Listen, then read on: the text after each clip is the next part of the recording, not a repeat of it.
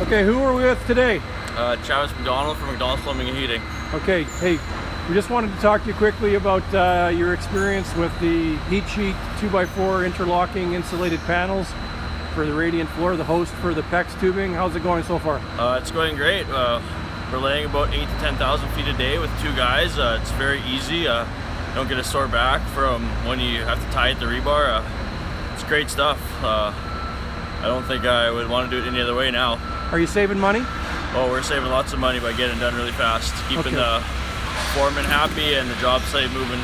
And then it gets a little chillier this time of year. Obviously, it's a lot more easy to use this material, get in and get out of a site. Yeah, oh yeah, we get in and out quick. Like I said, 8,000 to 10,000 feet a day with just two guys, and one guy could probably run 6,000 feet by himself if it came down to it. And if you weren't using the HeatSheet, what sort of square footage would you be getting done in a day? Probably between 3 to 4 guys, maybe 5,000 to 6,000 feet. So we're probably doubling the footage with half the guys. So it's really saving lots of money. Okay, that's good to hear. Thanks for your support, man. Thank you.